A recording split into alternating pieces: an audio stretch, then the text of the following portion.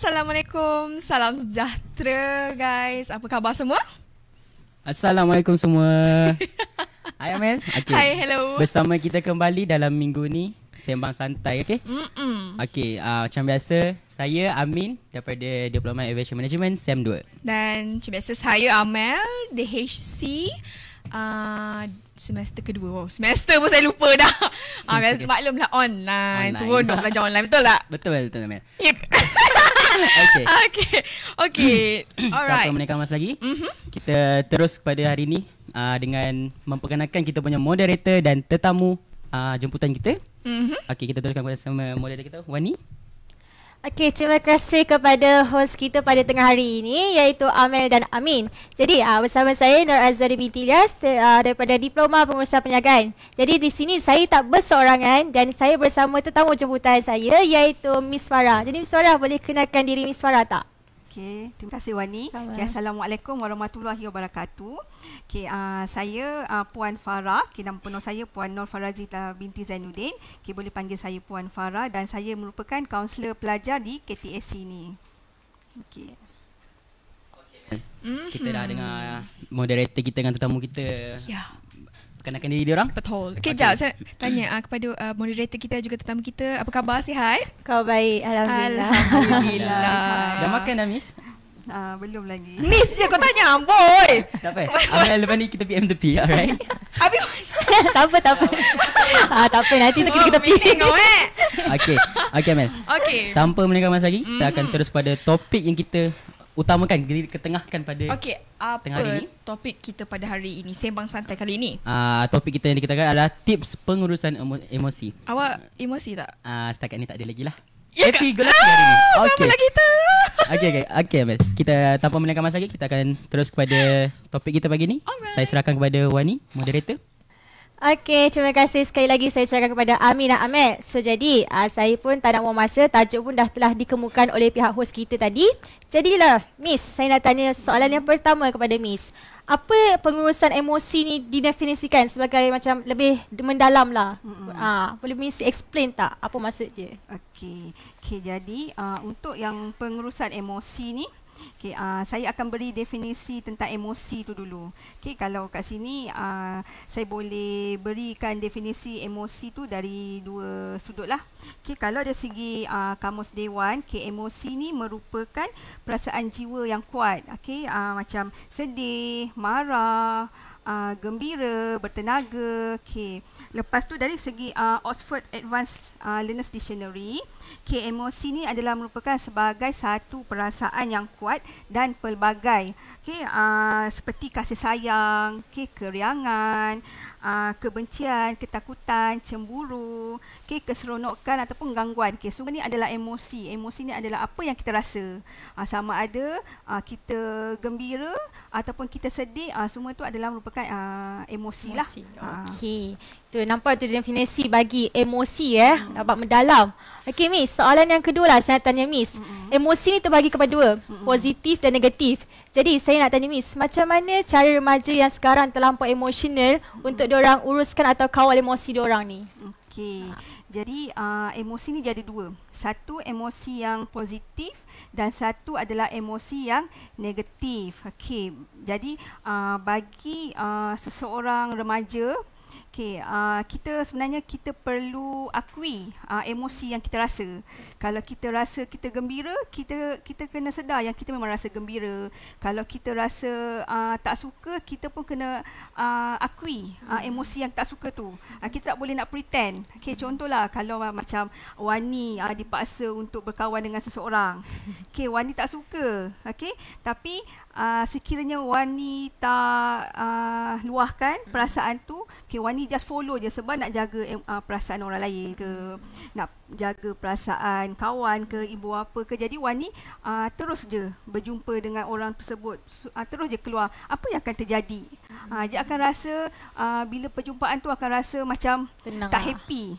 Sebab kita rasa kita tak suka, tapi kita kena laluinya. Kita kena lakukan. Jadi sebagai seorang remaja, kita kena asertif. Okay, maksud asertif kat sini, kita kena nyatakan apa yang kita suka, apa yang kita tak suka. Okay, dan kita pun tak ada orang yang boleh memaksa kita untuk kita suka dekat seseorang. Tak ada orang pun yang boleh paksa kita untuk kita berkawan dengan seseorang. Okay, jadi selalunya remaja ni, dia kadang-kadang dia mudah beremosi sebab dia rasa dia nakkan sesuatu perkara tu tapi dia tak dapat. Contohlah, dia nakkan pujian tapi bila ada ramai yang memberi kata-kata yang negatif kat dia, dia tak sukalah. Sebab dia nak orang puji. Kenapa dia nak kena orang puji? Jadi bila kita tak dapat sesuatu yang kita nak, kita akan beremosi lah. Lepas tu emosi ni macam-macam lah, pelbagai. Kalau kita gembira, ada perasaan kita rasa happy, rasa hari ni kita nak celebrate, mungkinlah kita dapat result yang kita boleh celebrate, kita boleh happy. Tapi kalau kita terlebih-lebih gembira, macam kita pergi clubbing, kita pergi ambil bahan-bahan yang terlarang yang nak tunjukkan yang kita ni happy, tu pun tak boleh juga. Walaupun tu adalah emosi yang positif, kita rasa happy, kita rasa gembira, tapi kita kena raikan dia dengan keadaan yang sederhana. Tak boleh nak terlebih-lebih. Kalau suka kat seseorang, tak boleh nak terlebih-lebih. Terlalu mengikuti dia. Tak kena tengok muka dia je. Nanti kalau kena reject, kita sedih. Yang akan rasa sedih sangat. Sampai tak boleh nak move on. Itulah. Okey, ingat tu okey. Soalan yang ketiga, yang ni pada student lah selalunya. Yang sekarang kan pandemik COVID-19 dan seluruh dunia lah menghadapi kelas online ni. Jadi diorang mestilah hadapi emosi tu kan. Jadi saya tanya Miss, macam mana cara diorang untuk hadapi kelas online ni dengan cara emosi diorang tu? Okey, jadi kita walau macam mana pun, untuk pelajar-pelajar, kita memang kena terima keadaan yang berlaku sekarang ni. Sebab kita memang tak boleh nak mengubah keadaan yang kita memang kena belajar online. Kita tak boleh pergi kelas macam biasa, pergi kelas berjumpa dengan kawan-kawan. So kita kena ikut SOP yang telah ditetapkan. Jadi kita kena terima benda ni. Sebab selagi kita tak terima, kita cuba nak menafikan. Kita akan rasa tak sukalah, kita rasa boring, bosan, tak boleh jumpa dengan kawan tu, tak boleh nak happy. Lepas tu bila dekat rumah, kena duduk kat rumah je, terperap dekat rumah. Sebab kita tak terima, sebab kita tak accepted. Bila kita tak accept sesuatu keadaan, kita akan memberontak lah. Jiwa remaja, saya tahu jiwa remaja memang suka memberontak. Betul. Lepas tu, selagi keinginan dia tak tercapai, dia memang suka memberontak. Lepas tu parents cakap macam ni, dia tak nak terima. Sebab dia tak nak terima keadaan tu. Tapi once bila remaja tu boleh terima, dia akui, sekarang ni musim pandemik, ada SOP yang perlu kita patuhi. Lepas tu kita tak boleh mengadakan kelas fizikal. Sebab apa? Sebab dia hendak mengurangkan kontak, untuk memutuskan rantaian COVID-19. Jadi ni adalah trend pembelajaran yang kita hadapi sekarang ni. Kita memang kena belajar secara online. Dan kita memang kena ikutlah. Jadi satu je yang saya nak pelajar lakukan, terima. Accepted. Jadi untuk emosi ni senang saja. Kita kena terima. Kita kena akui apa yang kita lalui ni adalah sebagai satu proses pembelajaran dan kita kena buat benda tu. Sebab kalau kita nak menafikan, memang tak akan boleh berubah. Kalau kita nak marah-marah, kita nak membentak, kita stres, tak boleh berubah untuk kita esoknya kita boleh datang ke kolej macam biasa. So kita kena terima benda tu dan kita kena follow. Kena follow apa yang sedang berlaku sekarang ni. Sebab apa? Sebab perasaan kita boleh ubah. Yang tak boleh ubah adalah keadaan sekeliling kita. Apa yang berlaku persekitaran kita, kita tak boleh ubah. Tapi perasaan kita boleh ubah. Macam kita, bila kita suka dekat seseorang, kita boleh ubah perasaan tu boleh jadi tak suka. Bila kita rasa gembira, perasaan tu boleh ubah tiba-tiba jadi tak gembira, sedih. Jadi benda tu kita boleh ubah. Emosi ni kita boleh ubah. Jadi dia adalah melalui pemikiran kita jugalah. Okey. Jadi kat sini saya nak tanya, apa kesan kalau seseorang tu dia gagal mengawal emosi dia? Apa yang akan terjadi? Okey. Jadi kalaulah kita ni gagal mengawal emosi, so dia akan bagi kesan lah kepada kita punya tingkah laku kita, dari segi psikologi, dari segi apa yang kita rasa tu. Contohlah kalau macam dari segi kita tak boleh nak kawal emosi, kita rasa stres, kita rasa tertekan, so kita akan rasa macam berpeluh, badan berpeluh, dari segi fizikal kita lah, kita berpeluh, kita marah, badan kita shaking, kita menggigil ke, terketar-ketar ke tangan, tu adalah dari segi fizikal. Kalau dari segi psikologi pula, kita akan lebih suka menyendiri. Kita isolate diri kita, kita asingkan diri kita, kita tak nak lah terlibat dalam ni lah, buat kita duduk dengan dunia kita sendiri. Lepas tu dekat rumah pun kita suka duduk dalam bilik je, tak nak bercampur dengan adik-beradik, tak nak bercampur dengan parents, tak nak tengok TV, duduk je dalam bilik. Lepas tu beremosi seorang-seorang, tak nak sharing. Lepas tu dari segi tingkah laku pula, kita mulalah tingkah laku yang membentak, memarah-marah. Lepas tu tak boleh orang usik sikit, kita nak pukul, adik-beradik pun kita rasa kita benci kat dia. So benda-benda ni bila kita tak dapat nak kawal, dia akan berlanjutan macam itulah. Emosi tu jadi macam gitulah. Okey, boleh. Tanya soalan ni, soalan yang biasa kita dengar.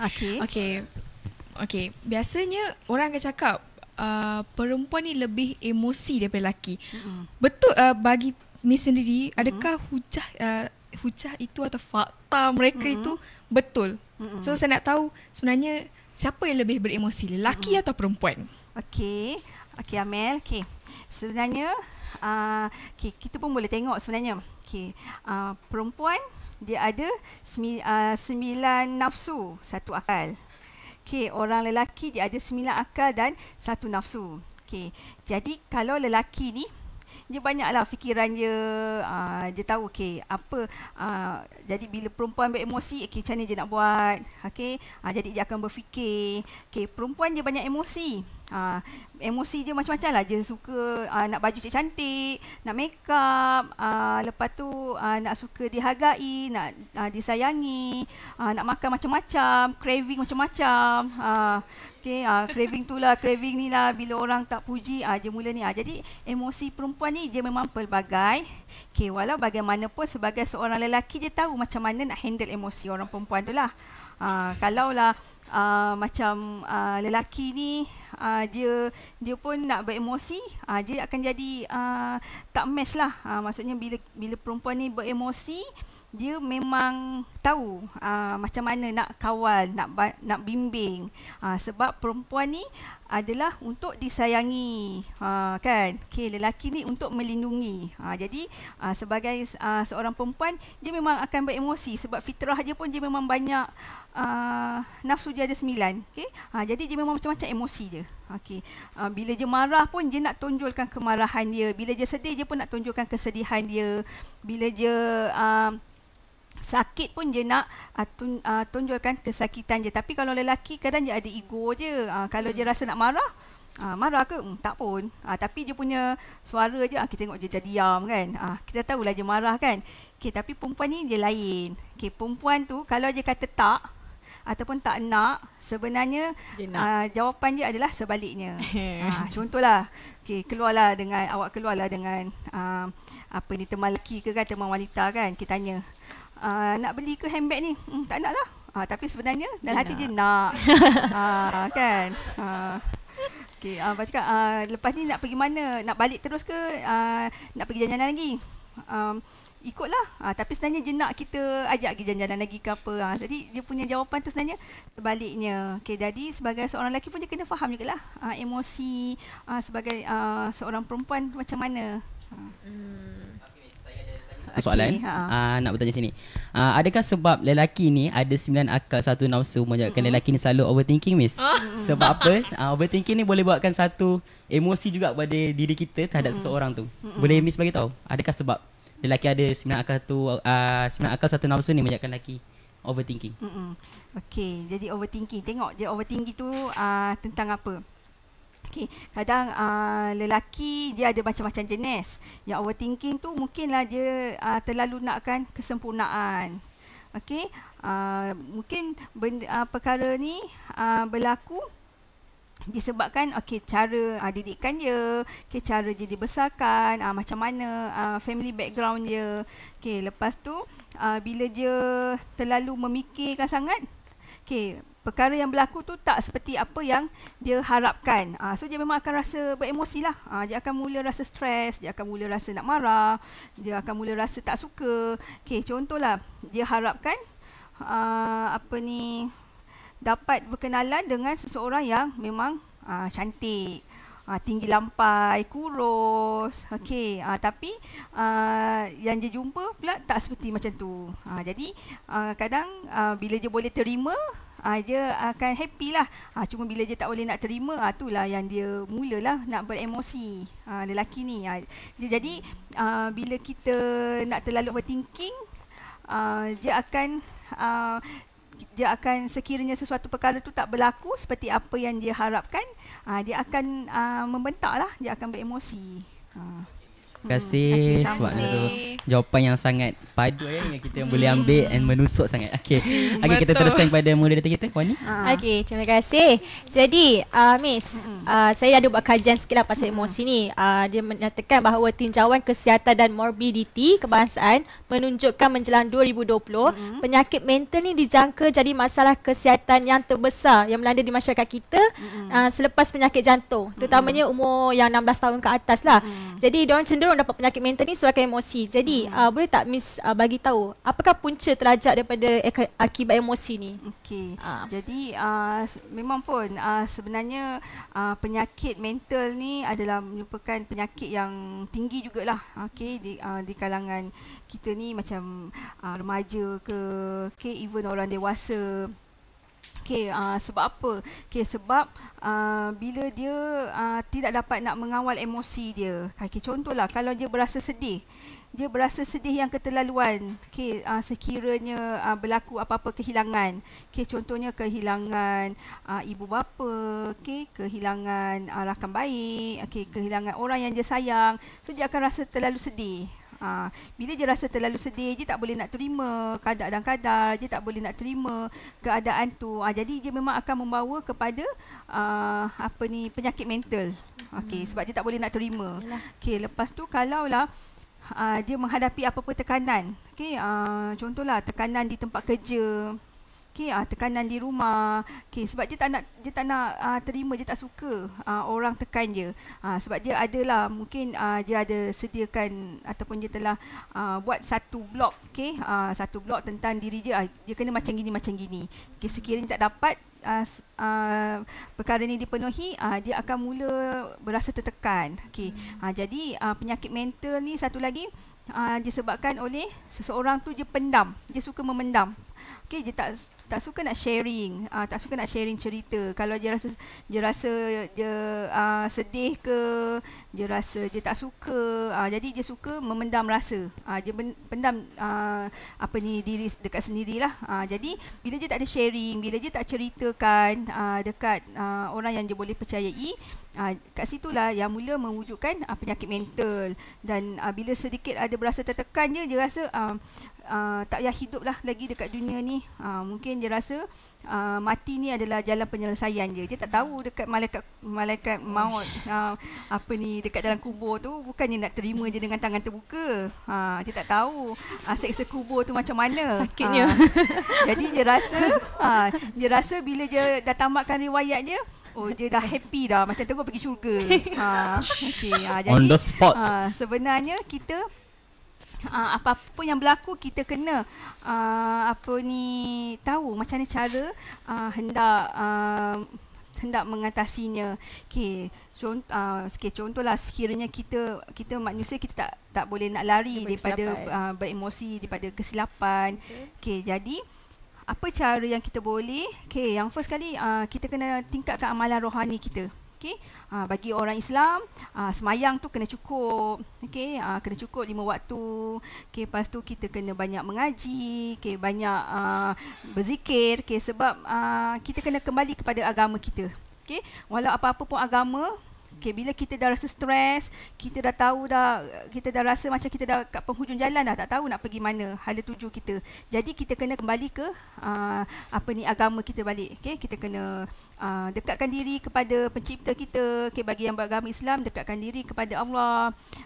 Jadi remaja-remaja ni kena pastikanlah solat kena cukup. Solat cukup tak ni? Jadi pastikan solat semua kena cukup.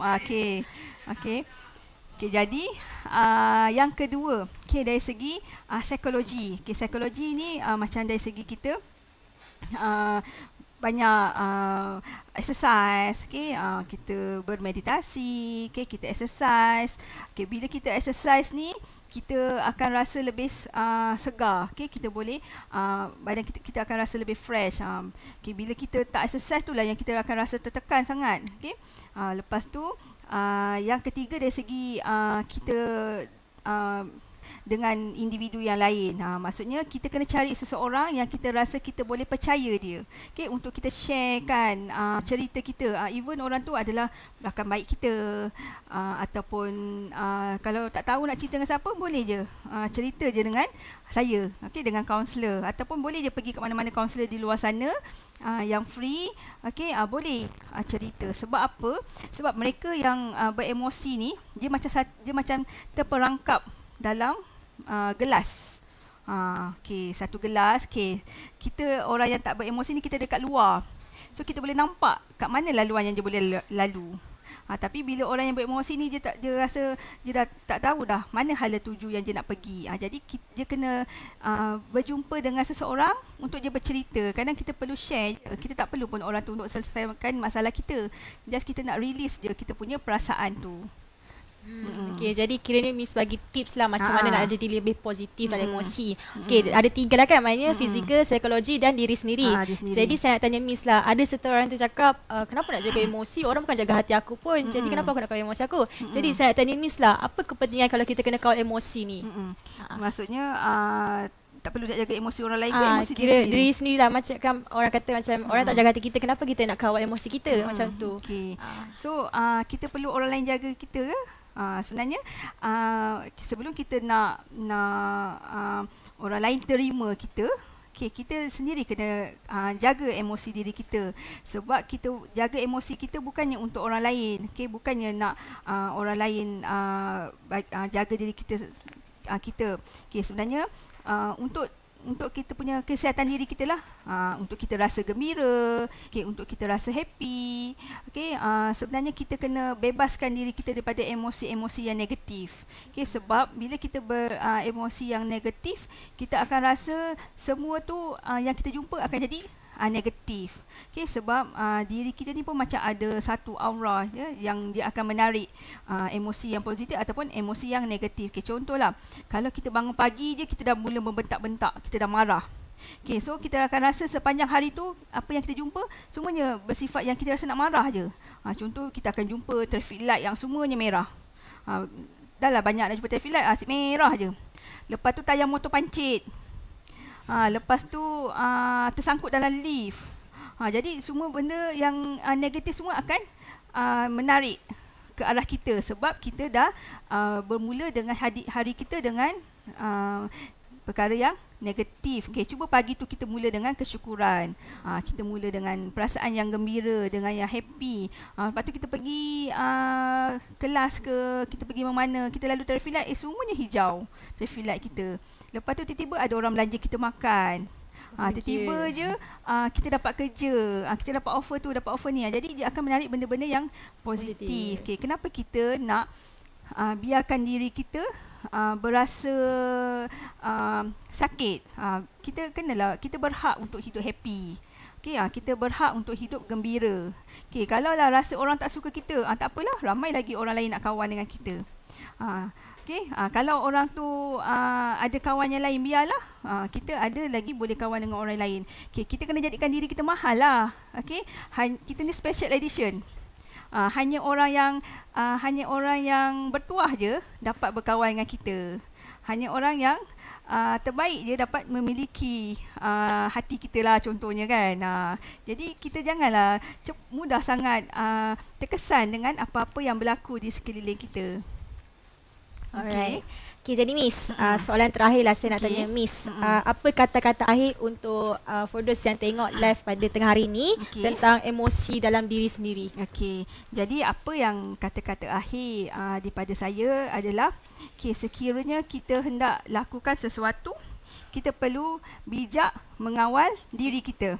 Okey, kalau kita terlajak kata, buruk padahnya. Kalau terlajak perasaan pun buruk padahnya. Kalau terlajak perahu, kita boleh undur. Boleh undur Boleh undur ke kalau terlajak perahu? Boleh ke? Kita tolong. Kita tarik je lah. Jadi kita kena kawal, tak boleh. Kalau terlajak makan pun buruk padahnya. Kalau terlajak tindakan pun akan buruk padahnya. Jadi apa-apa yang kita lakukan kena bersederhana. Nak tulis ke, janganlah nak tulis kata macam-macam dekat Facebook ke, dekat IG pun. Kalau kita terlalu beremosi tulis pun buruk padanya. Kalau nak jadi kita tulis tu dengan penuh perasaan semua kan. Jadi walau apa-apa pun, setiap apa yang kita nak lakukan, kita kena bijak mengawalnya. Okey, jadi ada slide ni, boleh scan QR code tu. Okey, jadi let's talk. Okey, maksudnya boleh WhatsApp saya. Okey, cuma scan je QR code tu, dia akan terus direct link ke WhatsApp saya. Okey, jadi sekiranya pelajar perlukan tips, okey, apa-apa pun tips pelbagai, boleh bertanya dengan saya. Okey, lepas tu macam mana hendak mengawal emosi. Okey, dan saya pun sebenarnya ada satu tips yang saya nak sharing dengan pelajar, tapi saya tak boleh sharing kat sini lah sebab dia akan ambil masa. Okey, maksudnya tips tu nama dia tips untuk membebaskan emosi yang negatif. Jadi kalau berminat, boleh je WhatsApp saya dan scan je QR code tu. Jadi ingat, emosi tu amat membahayakan kalau kita tak dapat kawal, betul Miss? Okey, jadi jangan lupa kata-kata Miss itu tadi. Jadi setakat itu sajalah untuk sembang santai kita pada tengah hari ini. Terima kasih sekali lagi saya ucapkan kepada Miss. Jangan lupa kawal emosi anda sebelum nasi menjadi bubur, betul Miss? Okey, kita kembali kepada host kita Amel Amin. Terima kasih dan Assalamualaikum. Alright, terima kasih kepada moderator kita dan juga tetamu kita. Okey, nampaknya mesti goyang. Nampaknya kita dah tahu terang, jelas lagi moral of the story. Okey.